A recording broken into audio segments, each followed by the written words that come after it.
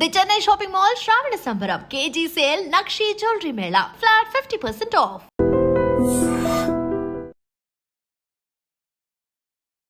ఇవాళ మన గెస్ట్ ప్రముఖ సర్జికల్ ఆంకాలజిస్ట్ మోహన్ వంశీ గారు, వారితో మాట్లాడదాం. నమస్తే డాక్టర్. నమస్తే అండి. మెయిన్గా క్యాన్సర్ లక్షణాలు అని వింటూ ఉన్నాం, డాక్టర్స్ చెప్తున్నారు. బట్ ఏ క్యాన్సర్కి ఎలాంటి లక్షణం ఉంటుంది, వీటి మధ్య వేరియేషన్ ఎలా ఉంటుంది, అసలు స్టార్టింగ్ స్టేజ్లోనే ఎలాంటి లక్షణాల ద్వారా మనం ముందుగానే గుర్తించవచ్చు? చాలాసార్లు cancer is a silent killer అండి. బాడీలో పెరుగుతూ ఉంటుంది, ఎటువంటి సిమ్టమ్స్ కలిగించవు. అది మెయిన్ ప్రాబ్లం ఈ క్యాన్సర్తో. చాలాసార్లు చిన్న చిన్న సిమ్టమ్స్ ఉంటాయి, ఆయన నార్మల్గా కూడా కొంతమందిలో ఉంటూ ఉండవచ్చు. అందువల్ల క్యాన్సర్ని అశ్రద్ధ చేస్తుంటారు, అందువల్ల లేట్గా డయాగ్నోస్ అవుతుంటాయి. మెయిన్గా ఒక జనరల్ సిమ్టమ్స్ కనుక మనం చూసినట్టయితే క్యాన్సర్ పేషెంట్స్లో జనరల్గా, అంటే అందరికీ కాదు, ఒక 60-70 మందికి 60 to 70% పీపుల్కి కొంచెం ఆకలి తగ్గుతుంది. అంటే బాగా తినబుద్ధి కాదు, డిస్టేస్ట్ ఫర్ ఫుడ్, చాలా ఇష్టమైన ఫుడ్ వారి ముందు పెట్టినా కూడా తినబుద్ధి కాకుండా వెనక్కి వచ్చేస్తుంటారు. ఆకలి కూడా తగ్గుతుంది. అన్ఎక్స్ప్లెయిన్డ్ వెయిట్ లాస్, కొంతమంది మామూలుగానే తింటుంటారు బట్ వెయిట్ తగ్గిపోతుంటారు, క్రమం తప్పకుండా వెయిట్ స్లోగా తగ్గిపోతుంటారు. తర్వాత లో గ్రేడ్ ఫీవర్, చాలా డిస్టర్బ్ చేయదు, ఈవినింగ్ ఎప్పుడో ఒకప్పుడు డేలో ఒక 99.5 లో గ్రేడ్ ఫీవరు, కొంచెం ఫీలింగ్ ఆఫ్ మలేజ్, వీక్నెస్ అవి ఉంటుంటాయన్నమాట. ఇది ఒక సిమ్టము. తర్వాత జనరలైజ్ లింఫెడినోపతి, బాడీలో ఎక్కడైనా చిన్న చిన్న గడ్డలు రావటం, ముఖ్యంగా నెక్లో కానీ, ఇంగ్వైనల్ ఏరియాస్లో కానీ, అండర్ ఆర్మ్స్లో కానీ గడ్డలు రావటం, ఇవన్నీ కూడా జనరల్ సిమ్టమ్స్ ఆఫ్ క్యాన్సర్ అనమాట. అంటే ఈ సిమ్టమ్స్ ఉంటే క్యాన్సర్ ఉన్నది అని కాదు, క్యాన్సర్ ఉండి ఉండవచ్చు, మనం చెక్ చేసుకోవాలని అర్థం అనమాట. తర్వాత క్యాన్సర్ వచ్చిన లొకేషన్ని బట్టి క్యాన్సర్ సిమ్టమ్స్ ఆధారపడుతుంటాయి. అంటే ఈ సిమ్టమ్స్ జనరల్గా మనందరం గుర్తుపెట్టుకోవాలి. ఈ సిమ్టమ్స్ కనుక ఉన్నట్టయితే అశ్రద్ధ చేయకుండా మీకు దగ్గరలో ఉన్న ఆంకాలజిస్ట్ని సంప్రదించాలి. ఉదాహరణకి brain cancer, head to toe వెళ్దాం. బ్రెయిన్ క్యాన్సర్ కనుక మనం తీసుకున్నట్టయితే తలనొప్పి, worsening headache, especially early morning headache, పొద్దున్నే నిద్ర లేవటంతోనే హెడేక్ స్టార్ట్ అవుతుంది. లేకపోతే 2 గంటలకో 3 గంటలకో హెడేక్తో నిద్ర లేగుస్తారు, వెరీ ఇంపార్టెంట్ సిమ్టమ్. అలాగే వర్సనింగ్, అంటే రోజు రోజుకి ఇంటెన్సిటీ పెరిగిపోతుంది. ఇలాంటి సిమ్టమ్ని ఎప్పుడు కూడా ఎవరు కూడా అశ్రద్ధ చేయకూడదు. అలాగే వామిటింగ్ రావటం, తలనొప్పితో పాటు వామిటింగ్ కూడా, సడన్గా వామిటింగ్ రావటం, ప్రొజెక్టైల్ వామిటింగ్, పెద్ద నోటీసు టైం కూడా ఇవ్వదు, వచ్చేస్తుంది సడన్గా, అందరి ముందు టక్కన వామిటింగ్ వచ్చేస్తుంది.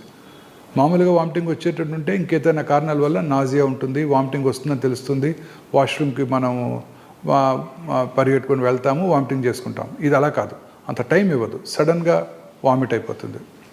అలాగే ఫిట్స్ రావటం, హెడేక్తో పాటు ఫిట్స్ రావటం, కన్వల్షన్స్, ఒక హ్యాండ్లో రావచ్చు, లేకపోతే జనరలైజ్డ్ ఫిట్స్ రావచ్చు, ఎలాగైనా రావచ్చు, లేకపోతే ఎక్కువగా నిద్రపోవటం, ఇవన్నీ కూడా బ్రెయిన్ క్యాన్సర్ లక్షణాలు. వీటితో పాటు వచ్చిన లొకేషన్ని బట్టి కూడా సిమ్టమ్స్ ఉంటాయి. అంటే బ్రెయిన్లో మల్టిపుల్ లోబ్స్ ఉంటాయి, బ్రెయిన్ మన బాడీని అంతా కూడా కంట్రోల్ చేస్తుంది.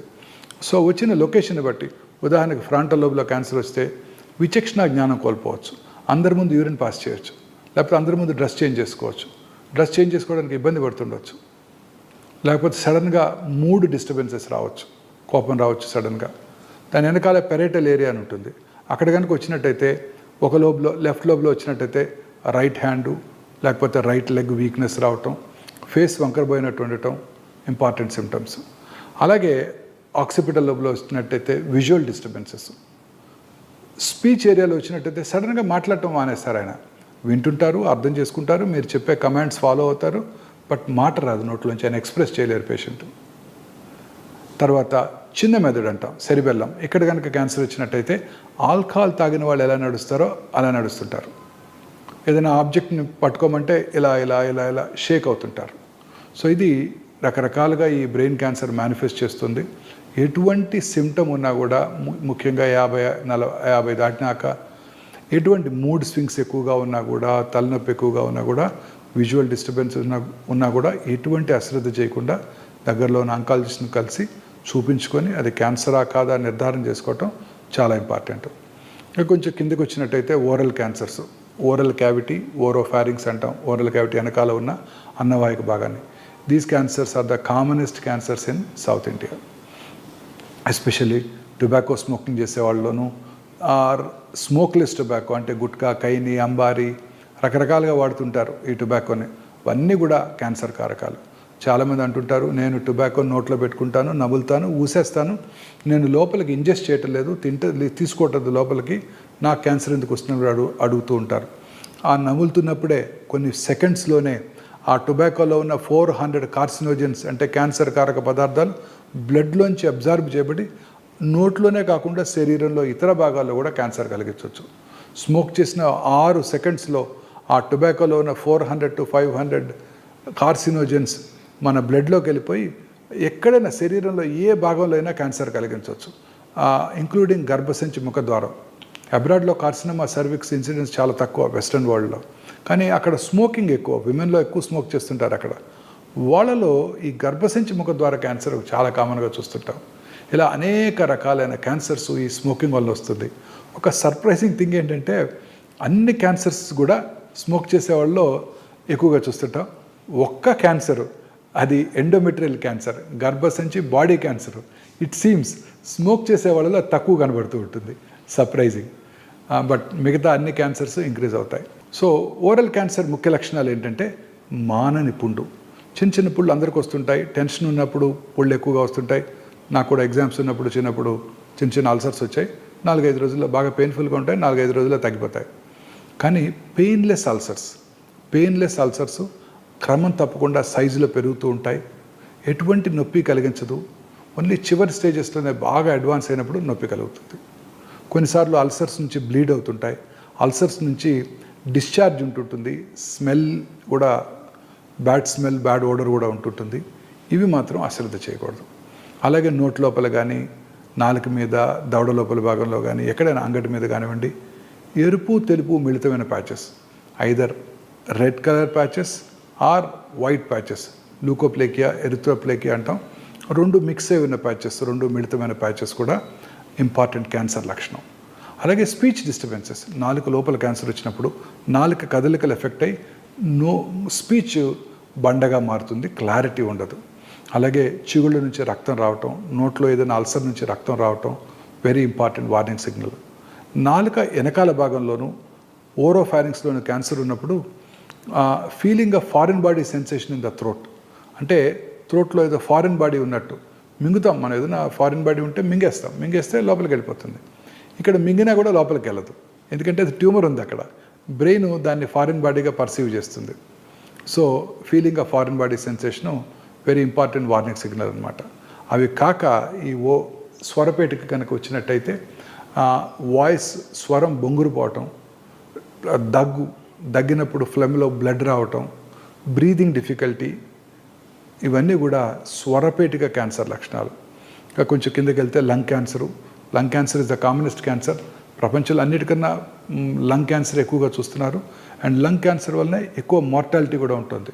More than 4 million new lung cancers ప్రపంచంలో 2022లో డయాగ్నోస్ చేయబడినట్టయితే 1.84 million people died of lung cancer. Mortality కూడా ఎక్కువ ఉంటుంది లంగ్ క్యాన్సర్ వలన. ఈ లంగ్ క్యాన్సర్ ముఖ్య లక్షణాలు ఏంటంటే మానని దగ్గు.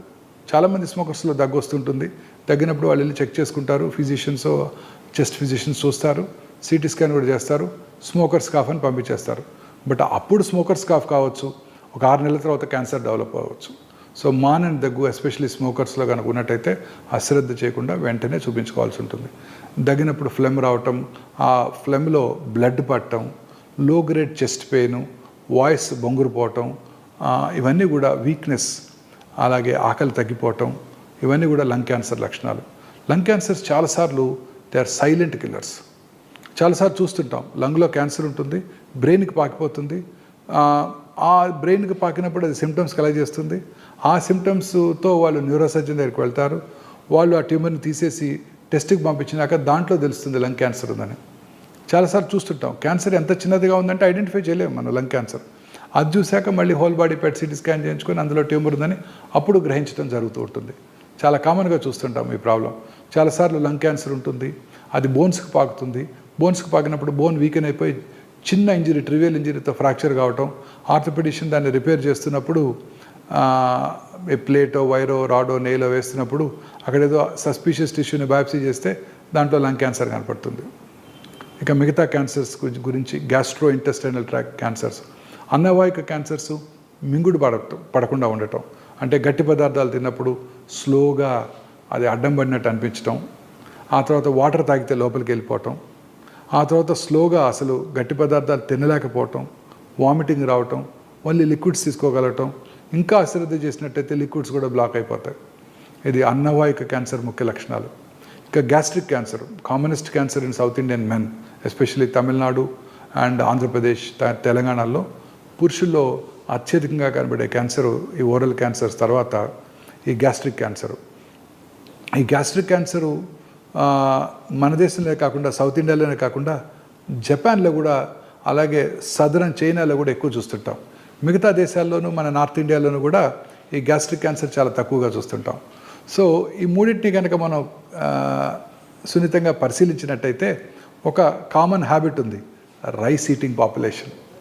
జపాన్లోనూ స్టేపుల్ ఫుడ్ రైసు, చైనీస్లోనూ రైసు, సౌత్ ఇండియాలో కూడా rice. So somehow rice is definitely related to gastric cancer. So అలాగే సౌత్ ఇండియాలో తినే పికిల్డ్ ఫుడ్స్ అవి కూడా ఇంపార్టెంట్ కాజ్. తర్వాత పెద్ద పేగు క్యాన్సరు చాలా కామన్ క్యాన్సరు, ఎస్పెషల్లీ అర్బన్ ఇండియాలో చాలా కామన్గా చూస్తున్నాం. పెద్ద పేగు క్యాన్సర్ లక్షణాలు ఎలా ఉంటాయంటే రైట్ సైడెడ్ క్యాన్సర్స్, పెద్ద పేగు right side transverse colon, left sided cancers ఉంటాయి. రైట్ సైడెడ్ క్యాన్సర్స్లో ఎటువంటి సిమ్టమ్స్ ఉండవు, ఎందుకంటే మోషన్ అక్కడ లిక్విడ్గా ఉంటుంది, చిన్న పుళ్ళు ఏమీ అబ్స్ట్రక్షన్ కలిగించవు, ఫుడ్ పాస్ అయిపోతుంటుంది. ఆ right sided colon cancer liver కూడా పాకిపోతుంది. అప్పుడు వాళ్ళు డాక్టర్ దగ్గరికి రావడం జరుగుతుంటుంది. చాలాసార్లు ఈ అల్సర్స్ నుంచి బ్లడ్ కారిపోతూ ఉంటుంది. బ్లడ్ కారిపోయినప్పుడు ఆబ్వియస్లీ రక్తహీనత, ఎనీమియా వస్తుంది.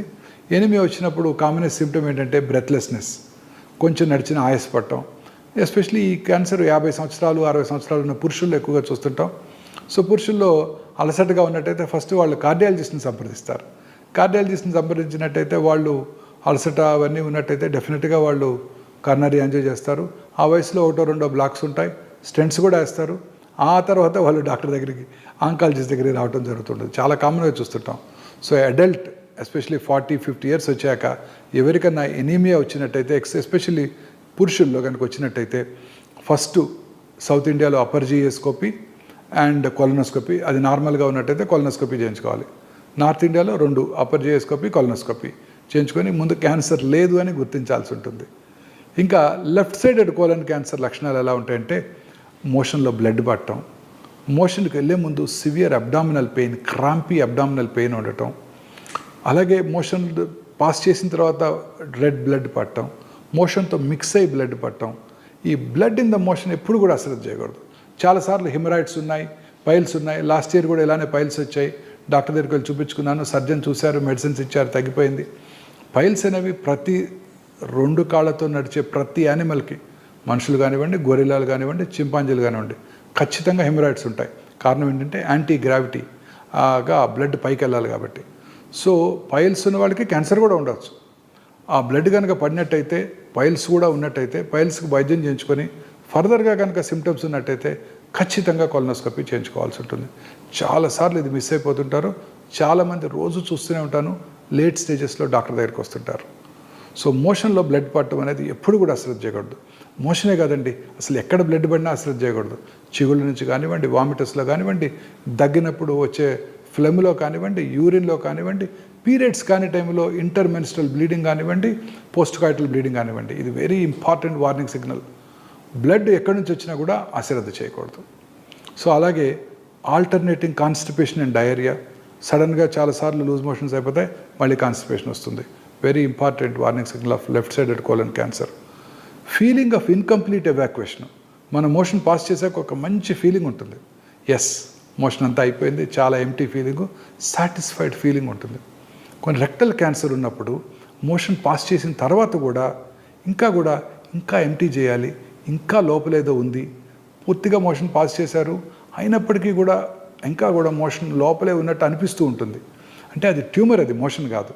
బ్రెయిన్ ట్యూమర్ని మోషన్ లాగా పర్సీవ్ చేస్తుంది, ఏదో ఫారిన్ బాడీ ఉంది అక్కడ అన్నట్టు పర్సీవ్ చేస్తుంది అనమాట. So feeling of incomplete evacuation. తర్వాత decrease in the calibre of the stool కనుక గట్టి స్టూల్ పాస్ చేసినట్టయితే ఒక క్యాలిబర్ ఉంటుంది, ఇట్లా ఒక 1.5 సెంటీమీటర్స్ అంత ఉంటుంది. క్యాలిబర్ అంటే ట్యూమర్ వచ్చింది అనుకోండి, లోపల మోషన్ సన్నటి టూత్పేస్ట్ లాగా బయటకు వస్తుంది. So that is a very important signal. So ఈ సిమ్టమ్స్ ఎవ్వరు కూడా అశ్రద్ధ చేయకూడదు. ఈ సిమ్టమ్స్ అశ్రద్ధ చేసినట్టయితే క్యాన్సర్, కోలన్ క్యాన్సర్ ముదిరిపోతుంది. ఇంకా other common cancers, gynaecological cancers, స్త్రీలలో వచ్చే గర్భసంచి ముఖద్వార క్యాన్సర్ చాలా కామన్గా చూస్తుంటాం. దీని సిమ్టమ్స్ ఎలా ఉంటాయంటే పీరియడ్స్ టైంలో ఎక్కువగా బ్లీడింగ్ రావటం, ఇంటర్మెన్స్ట్రల్ బ్లీడింగ్ అంటే పీరియడ్స్ మధ్యలో బ్లీడింగ్ రావటం, పోస్ట్ కాయిటల్ బ్లీడింగ్ భర్తతో చేరిన తర్వాత బ్లీడింగ్ అవటం, అలాగే వైట్ డిశ్చార్జు ఆర్ ఆఫుల్ స్మెల్తో ఉన్న డిశ్చార్జు, బ్లడ్తో కూడిన డిశ్చార్జు, లో గ్రేడ్ లోవర్ అబ్డామినల్ పెయిన్, ఇవన్నీ కూడా గర్భసంచి ముఖద్వార క్యాన్సర్ లక్షణాలు. చాలా కామన్ క్యాన్సర్ సౌత్ ఇండియాలో, especially coastal Andhra Pradesh, Tamil Nadu and ఒరిస్సాలో చాలా కామన్గా చూస్తుంటాం. ఈ సిమ్టమ్స్ అన్నీ కూడా అందరూ అశ్రద్ధ చేస్తారు. చాలాసార్లు లేట్గానే మనం డయాగ్నోస్ చేయడం జరుగుతూ ఉంటుంది. ఇంకా బాడీలో ఎక్కడైనా ట్యూమర్స్ రావటం, గడ్డలు రావటం, ఆ గడ్డలు క్రమం తప్పకుండా పెరగటం, అంటే ఎక్స్ట్రిమిటీస్ కాళ్ళలో కానీ చేతుల్లో కానీ బాడీలో ఎక్కడైనా కానీ చిన్న చిన్న గడ్డలు పెరగటం, లోవర్ పార్ట్ ఆఫ్ ద నెక్లో థైరాయిడ్ ఎన్లార్జ్మెంట్ ఉండటం, అలాగే లేటరల్ పార్ట్ ఆఫ్ ద నెక్లో పెరోటిడ్ ఎన్లార్జ్మెంట్, చాలా కామన్గా చిన్న చిన్న లంప్స్ ఉంటాయి. అందరూ అశ్రద్ధ చేస్తుంటారు. చాలాసార్లు డాక్టర్స్ కూడా నొప్పి ఏమి లేదు కదా చూద్దాంలే అంటుంటారు. స్లోగా పెరుగుతుంటాయి. థైరాయిడ్ గ్లాండ్లో గడ్డ, అది క్యాన్సర్గా మారుతుంది. అలాగే పెరోటిడ్ గ్లాండ్ ట్యూమరు, ఆ పెరోటిడ్ గ్లాండ్ ట్యూమర్ ఉంటుంది. నాకు 10 ఏళ్ళుగా ఉందండి డాక్టర్ గారు అంటారు. 10 ఏళ్ళుగా ఉంది, 10 ఏళ్ళ తర్వాత అది క్యాన్సర్గా మారుతుంది. 10 ఏళ్ళకి 5 ఏళ్ళకి కూడా మారచ్చు. సో ఎటువంటి గడ్డని కూడా మన బాడీలో వచ్చి ఎటువంటి చిన్న మార్పును కూడా మనం అశ్రద్ధ చేయకూడదు. ఏదైనా కూడా క్యాన్సర్ కావచ్చు, యూరిన్లో బ్లడ్ పట్టడం కానివ్వండి, లో గ్రేడ్ అబ్డామినల్ పెయిన్ కానివ్వండి, ఎటువంటి సిమ్టమ్, యూరినరీ బ్లాడర్ క్యాన్సర్ కావచ్చు, కిడ్నీ ట్యూమర్స్ ఉండొచ్చు. చాలాసార్లు ఈ ట్యూమర్స్ అసలు సిమ్టమ్స్ కూడా కలగజేయవు, సైలెంట్ కిల్లర్స్. చాలామంది అడుగుతుంటారు అసలు ఏమి సిమ్టమ్స్ లేవండి, 2 రోజులుగా ఏదో అబ్డామినల్ పెయిన్ ఉందని డాక్టర్ దగ్గరికి వెళ్తే అల్ట్రాసౌండ్ చేశారు, దాని తర్వాత సిటీ స్కాన్ చేశారు, 4th స్టేజ్ క్యాన్సర్ అంటున్నారు, నాకు ఎటువంటి సిమ్టమ్స్ లేవు అంటుంటారు. సో చాలాసార్లు సైలెంట్గా కూడా ఉంటాయి క్యాన్సర్స్. సో అందుకని ఈ సిమ్టమ్స్ కనుక మనం నోటీస్ చేసినట్టయితే క్యాన్సర్ ఉందని కాదు, ఈ సిమ్టమ్స్ని అశ్రద్ధ చేయకూడదు. దగ్గరలో ఉన్న ఆంకాలజిస్ట్ దగ్గరికి వెళ్ళి చూపించుకొని అది క్యాన్సర్ కాదు అని నిర్ధారణ చేసుకోవాలి. Thank you very much sir, చాలా వాల్యుబుల్ ఇన్ఫర్మేషన్ ఇచ్చారు. Thank you ma'am.